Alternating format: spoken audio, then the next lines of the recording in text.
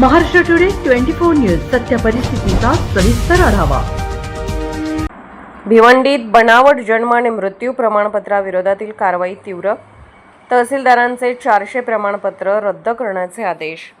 महाराष्ट्रातील भिवंडीमध्ये बनावट जन्म आणि मृत्यू प्रमाणपत्राच्या मुद्द्यावरून राजकीय आणि प्रशासकीय गोंधळ वाढला आहे।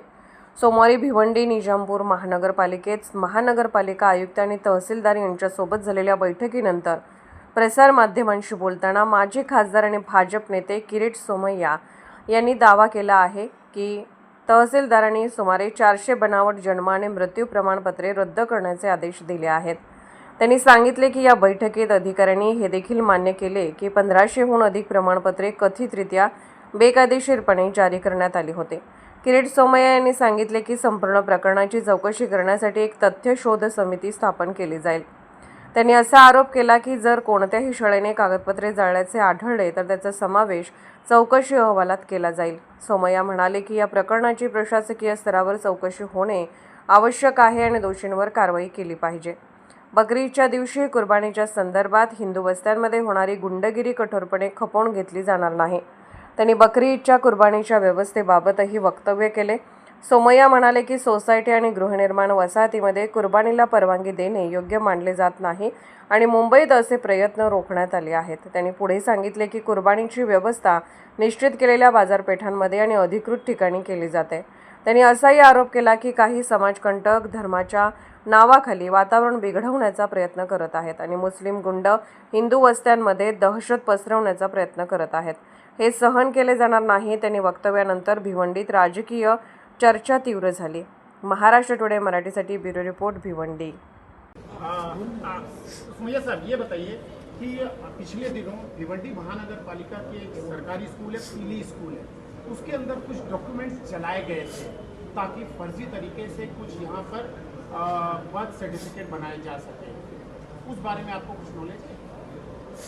एक बात आज सिद्ध हो चुकी है कि यहाँ पर जो तहसीलदार ने 400 के करीब 400 से कम जन्म प्रमाण पत्र दिए थे वो सब रद्द करने के आदेश दिए है। तो तहसीलदार ने जानकारी दी 400 से अधिक मृत्यु प्रमाण पत्र भी रद्द करने के आदेश दिए। आज महापालिका आयुक्त के सामने मेरे साथी विधायक महेश चौगुले भी है, ये बात कबूल की कि 1500 से ज्यादा जन्म प्रमाण पत्र गैर कानूनी पद्धति से दिए गए हैं। उसके लिए फैक्ट फाइंडिंग कमेटी बनाई जाएगी और ये बात सामने आएगी। आपने जो कहा है कि कुछ अभी कागज जला दिए गए थे, तो फैक्ट फाइंडिंग कमेटी को अगर वो मिलेंगे ही नहीं तो वो भी रिपोर्ट में आ जाएगा। आपने बकरीद को लेकर, आपने आने वाले त्यौहार बकरीद को लेकर ये कहा है कि सोसाइटीज के अंदर जो कुर्बानी होती है वो ना हो, उस पर आप क्या? वैसे भी नहीं होती है। मैंने गत साल का मैं उदाहरण दूं, मुंबई में 4 सोसाइटी में प्रयास हुआ था और फिर वो रोक दिया गया था।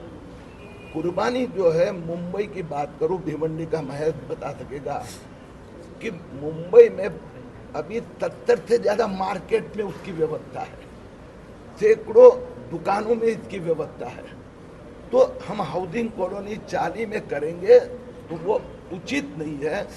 कुर्बानी की व्यवस्था की जाएंगी, लेकिन कुछ धर्म के नाम पर मुस्लिम गुंडे हिंदू बस्तियों में दहशत फैलाए जाने का प्रयास कर रहे, वो हम होने नहीं देंगे। धन्यवाद। सर आजकल जो चल रहे हैं जन्म पत्री विवाद में, आप 2 मिनट करेंगे आपसे, 2 मिनट रुक जाइए सर, बात करेंगे आपसे।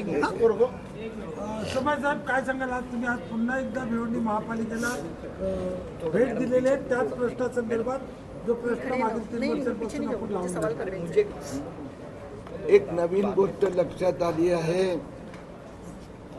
की एकाच वेळी बंद पडलेली जे जन्म प्रमाणपत्र देण्याचे सिस्टम आणि नवीन सिस्टम भिवंडी महापालिकेत दोन्ही सिस्टम चालू आहे। केंद्र सरकार महाराष्ट्र सरकारने आदेश दिल्यानंतरही ही जी अनियमितता भ्रष्टाचार आज लक्षात आलेले आहेत। आयुक्तांनी मान्य केलं आहे की मी पुढच्या महिन्याभरात त्याची चौकशी करतो, फॅक्ट फाइंडिंग करतो। दोन्ही सिस्टममधून माझा हिशोबाने 15 ते सुधारण्याच्या नावाखाली बोगस जन्म प्रमाणपत्र गेल्या काही महिन्यात देण्यात आलेले आहे. आता चेक होणार आणि योग्य कारवाई होणार. ज्या पद्धती दुसरी गोष्ट, एक भिवंडीत आणखीन एक विचित्र घोटाळा लक्षात आला की 400 बोगस मृत्यू प्रमाणपत्र देण्यात आले. आज आम्हाला सांगण्यात आलं हे सगळे बोगस मृत्यू प्रमाणपत्र रद्द करण्याचे आदेश देण्यात आले आहेत. ज्या पद्धतीने आपण एवढ्या वर्षापासून हा जो लढा लावून धरलेला आहे जन्ममृत्यू प्रमाणपत्रासंदर्भात, पण अजूनही त्याच्यावरती ठोस असा काही निर्णय शासन स्तरावरून काही होताना दिसत नाही की नक्की आजही प्रशासनाकडून त्या चुका का होतात? पण एक मला तुमचा उपयोग करून घ्यायचा आहे, कारण की गेल्या 10 महिन्यात महाराष्ट्रात 3 लाख बोगस जन्म प्रमाणपत्र रद्द झाले. आता तुमच्याद्वारा ते जनतेकडे जाणार.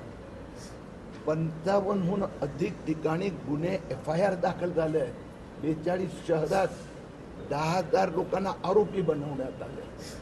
आता जे मी आज जो सांगितलं तो नवीन घोटाळा समोर आलेला आहे.